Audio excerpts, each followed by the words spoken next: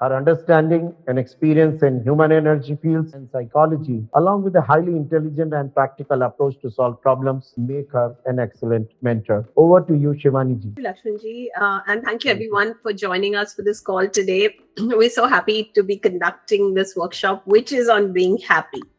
So, before we get started with the workshop, I am not entirely sure how we can interact. So, Lakshmanji, can I unmute themselves to talk whenever we have a question? Obviously, we should do the person who is happy.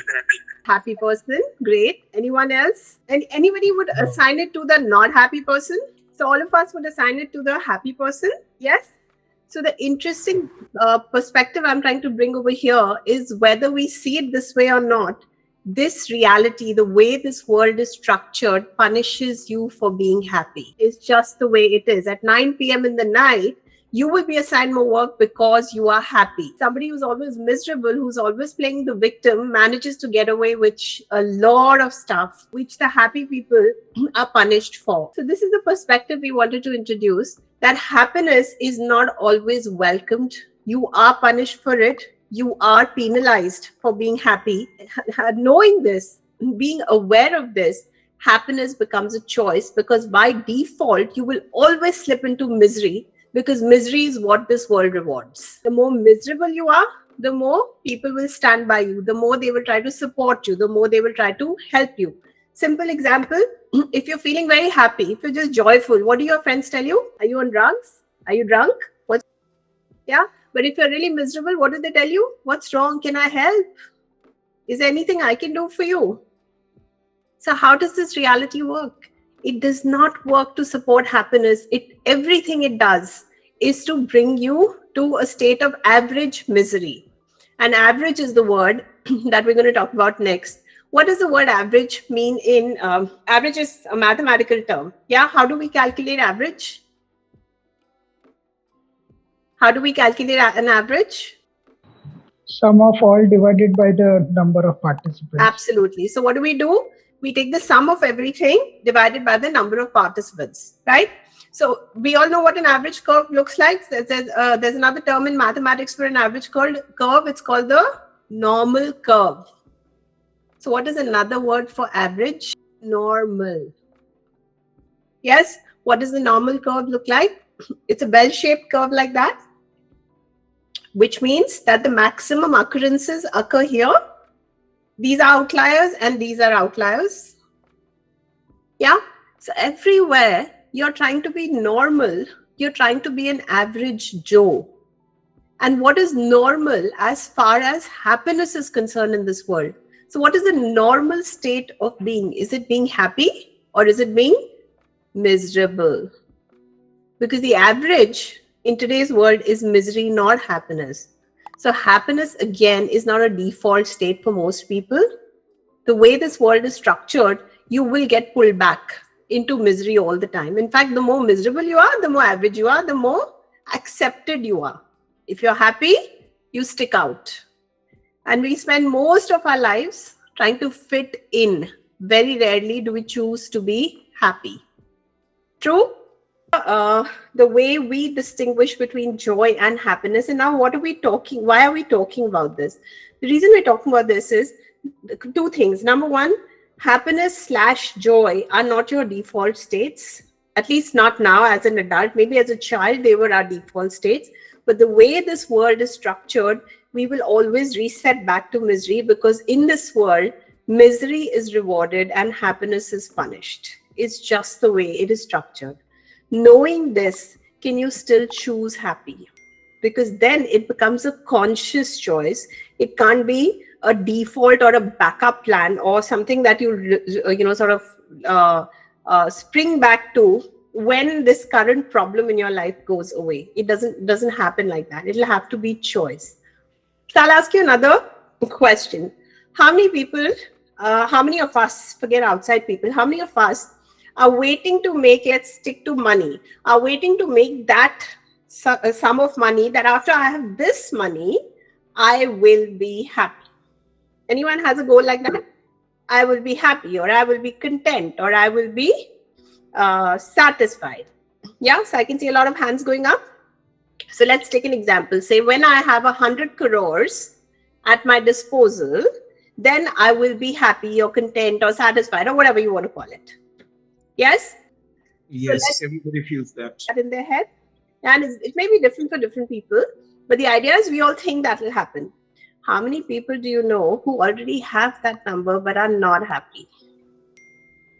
Do we know people like that? Yes, we know. Yes. So is the money going to make you happy? Is that money in your bank account going to make you happy? No, it's not that. So what is going to make you happy? That's what you are saying. Probably that's what we are saying. That's why you're here. Awesome. Good to hear that. So what is going to make you happy? Happiness is going to have to be a choice. Whether you're going to postpone that choice till you have that 100 crores, or you're going to choose it now. It will have to be a choice. No amount of external input is going to make that choice for you. You can hold on to your happiness saying, I will only feel this when I have reached that. But it doesn't have it. It is even then it's going to have to be a choice. I once spoke to someone, a multi-billionaire, super wealthy. There was no amount, and everything was all right with his life. He had a great family. He had good health. He had more money than he could bother to count, etc., etc. But he was not content. There was no joy, because he was always looking for the next thing. Now what? Because everything was so possibly easy for him. So what did he need? He needed the next struggle, the next difficult thing to give him the challenge to choose happy. So is happiness something that can be delivered to you, or happiness will have to be a choice wherever you are, whoever you are, whatever choice you're choosing, and whatever you're pushing out there, saying, when this happens, then I'll be happy. That is just a decision you've made. It doesn't have to be true. So let's take other examples. One is your life. Second is your relationships. Till they don't come to a stage of completely falling apart, till your spouse is not ready to walk out on you, there's no value assigned to that person. I wouldn't give any money for that. Yeah. What else? Maybe your job, maybe what you do for a living. What else? Your children, your parents, big one. Yeah. So we do this. We keep assigning or giving up value to things depending on how much, how far close we are to losing them. So how do you cultivate happiness is my next question. How do you cultivate a sense of value in your life, a sense of joy in your life? Anyone has anything to add here? This is interactive. I'm not lecturing you guys. I would also love to learn from you. Be contented. Try to be happy with whatever you have instead of comparing yourself. Okay. Yeah. Sure. What else? Yeah. Never compare yourself with your Padosi. Okay. Yeah. Never compare yourself with your neighbor. What else? Yeah. But then we need to change our thought process. Happiness is a state of mind. Yes. Happiness is a state of mind. Yeah. So I'll give you a simple way to do it. Start by the little things. What is the littlest thing you can start with? So let's do this with a real life situation. So I met this guy once. He was sharing with me how in his life he came to this point where he lost all his money. He lost his job. He lost his investments. His father lost his job. He's like, my mom didn't work. My younger siblings were still studying. He's like, we literally didn't have milk for tea in the house. It became so bad financially. Then his father's health went bad. So basically, the roof came falling in. He's like, so one day I got up and I told myself that just for today, for this 5 minutes of the fact that I have tea to drink and there's milk in this tea, I'm going to be grateful. And he's like, I started doing that, and seeing me, everybody in the house started doing that. Just for these 5 minutes, I'm going to be grateful. Then I'm going to default to my, oh my God. And he's like, the way things started turning around, it took 3 months, but he's like, things were better than they had ever been in all of 3 months. So what's the lesson here? Sometimes a tiny, tiny, tiny bit of gratitude will start to turn that switch in your head where you stop seeing all that is lacking and start seeing all that is present. The interesting thing with the subconscious mind is whatever you focus on grows. So if you focus on the things that are good in your life, or so-called things that you can be grateful for, those things will start to expand. If you focus on the things that are missing or not present, those will start to expand. Do you get that? So have you ever had, I don't know how. Okay, so let's say today when you go out, start looking for cars with numbers that end with the digit 0. Okay?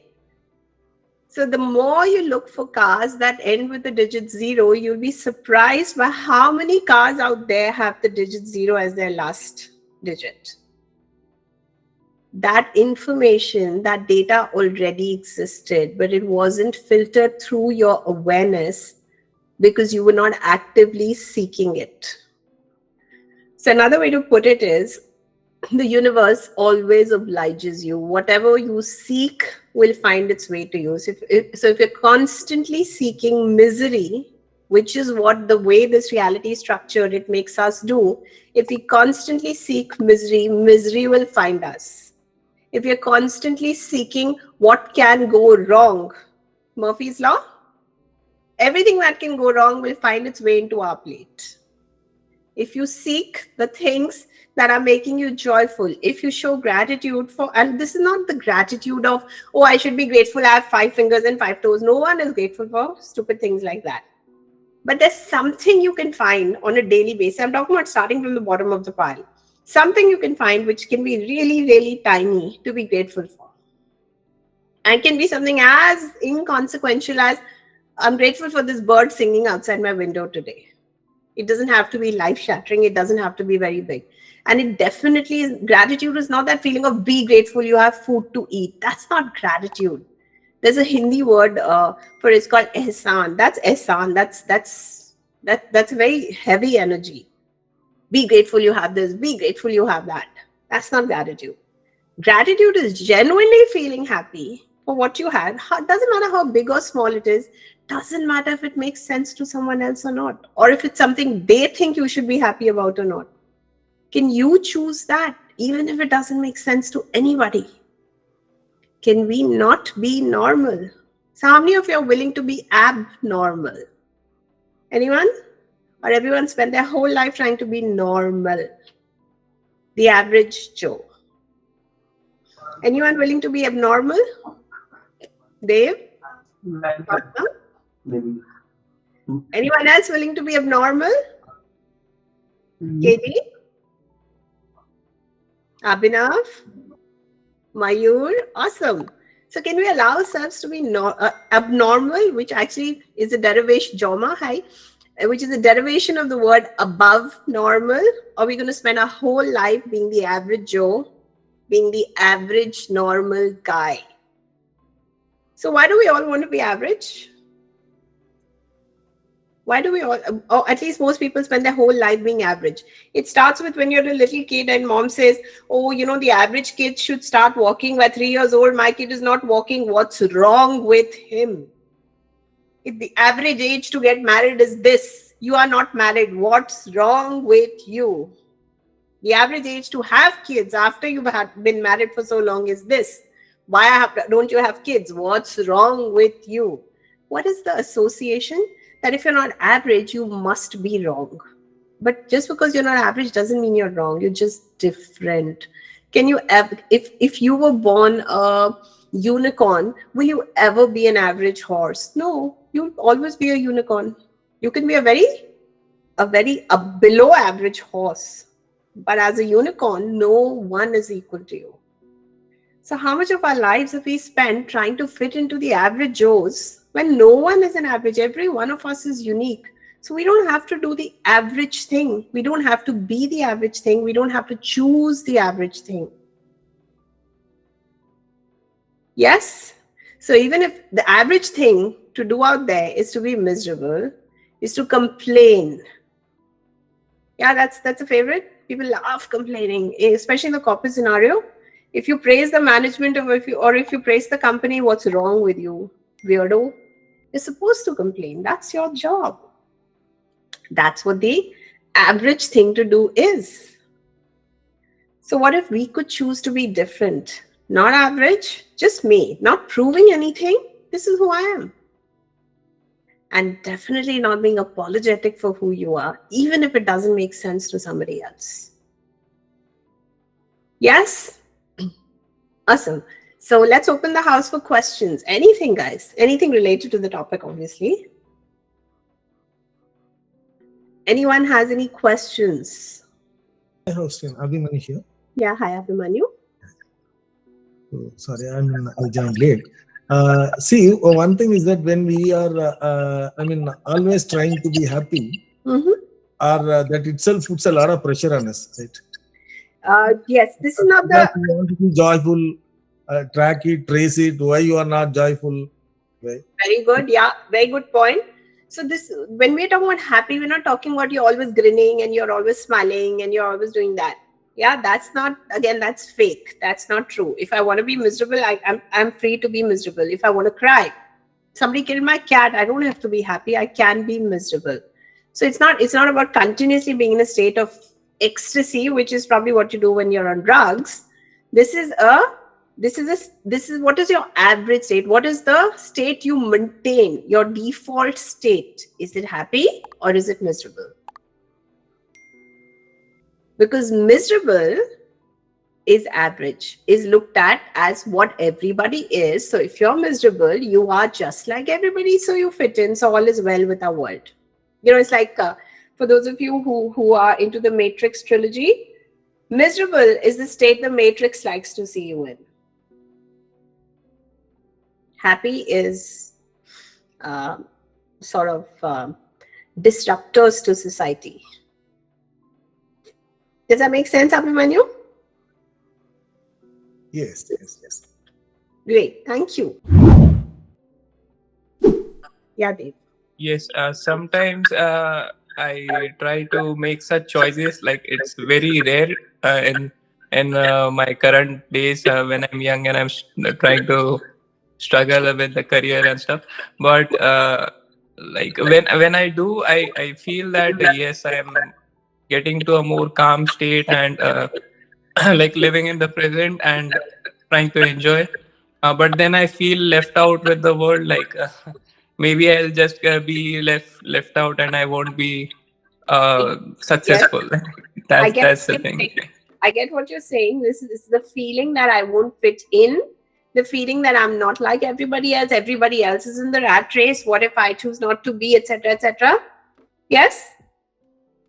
Yes, and somehow I won't be able to achieve more, which I could do it if I keep running. Like absolutely. Those kind of. So I'm going to ask you a simple question, Dave. Is that true, or that's just a perspective? Okay. So since Dave has raised this question, I'm going to ask all of you. How many of you believe hard work is how you grow, in, at least financially or in your career? Since most of us are career focused. How many of you believe that? Dave, you believe that? Absolutely not, ma'am. Hard work. Anyone that believes that? Hard work. Yes, I believe that. Hard work. Hard work, yeah? Or working hard or hard work is what is going to help you grow. Chasing, running after the dream is what is going to get you to grow. Going more ourselves. Yes. So I'll give you a little example. I was reading about Elon Musk. I guess he's one of the most successful people career-wise that most of us know of. Yeah. I was reading about him that when he started PayPal, which was his first big, venture, this guy used to sleep in his office for many, many nights and, live on a miserable few dollars in terms of food. He had no money literally when he started. Yeah. So from asking all of you, does that sound like hard work? Does that sound like he put in a lot into that? Yes. Yes. So what do we extract out of this little information that hard work is what makes people successful? Yes. So what do you think Elon Musk has to say?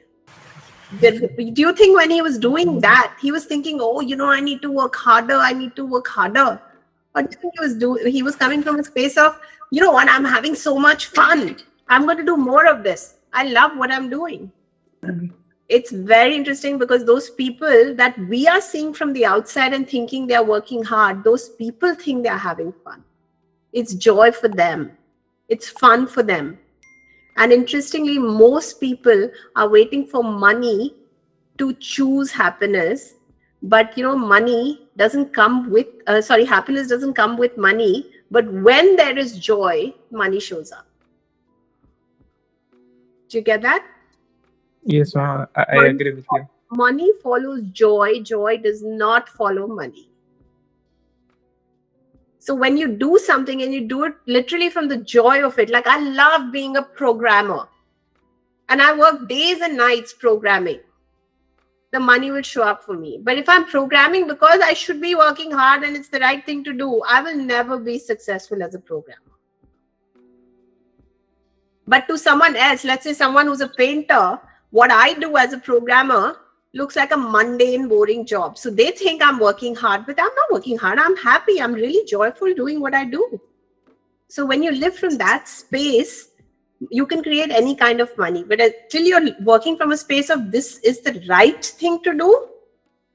How many of, I don't know which generation you guys grew up in, but if you grew up in the 60s, I'm much younger than that. But if some of you grew up in the 60s, yeah, remember if you watched Amitabh Bachchan and Dharmendra movies, yeah, you were supposed to be a doctor or an engineer to make your parents proud of you. Right. Yes. So did doctors and engineers really break the bank? No, because they didn't choose what they wanted to choose. They chose the right profession. They did what was expected or was the right thing to do, which was the structure the British had left for us, saying these are the professions that as Indians that you can grow in. Nobody thought out of the box. And the ones who did succeeded. But what did they do? They had to break away from the norm. Did you get that? So what makes you happy? It can look like hard work to someone else, but does it make you happy? Because if it makes you happy, you can create anything you want in that area. But if you're miserable doing it, but you're working very hard at doing it, nothing much will show up. It's a survival instinct. Do you get that? Have you ever seen someone who's very passionate about what they do? The more passion there is, that means the more joy that thing brings them. And then they can create anything they want in that space. I hope that helps, Dave. Anyone else? Yes. You've been talking about being in a space of joy to be able to be more wealthy or make more money. Yeah. Does this also apply to the space of health or relationship? Okay. This state of mind or anything that you want to elaborate on those two areas of life? Okay, sure. So let's start with relationship. Yeah. Have you ever met someone who, like I get a lot of single people asking for a partner. Okay. The first thing you notice about them is there's this needy energy around them. I need a partner to feel fulfilled in my life. Mm-hmm. Yes. The interesting thing is that needy energy is repulsive to the so-called partners, prospective partners. Okay. The more you create this neediness around you, the less attractive you become to the opposite sex. All right. Yeah. So what if you came from a space of joy? You know what? I'm a complete circle. I'm happy. And let's see how we can expand this happiness with someone else in our life. Not that if I don't find the right person, my life is incomplete. Okay. Yeah. Now, what about health? How many people do you know are struggling with weight? So constantly wishing that if I weigh 20 kgs less, then I would be happy. Then they weigh 20 kgs less. And then what happens? Not sure what happens then. So let's put it this way. Either they never get there and they get there and they realize it's not the paradise they thought they would find themselves in. Because whether you weigh 100 kgs or you weigh 50 kgs, in both these states of being, happiness will still have to be chosen. It is not given to you. So if you're not happy at 100, you will not be happy at 50. Right. It's All right. And so the state of mind does reflect in all spheres of life. Every sphere of your life. Every sphere of your life. All right. So much. This was a lot of fun for me as well. Thank you.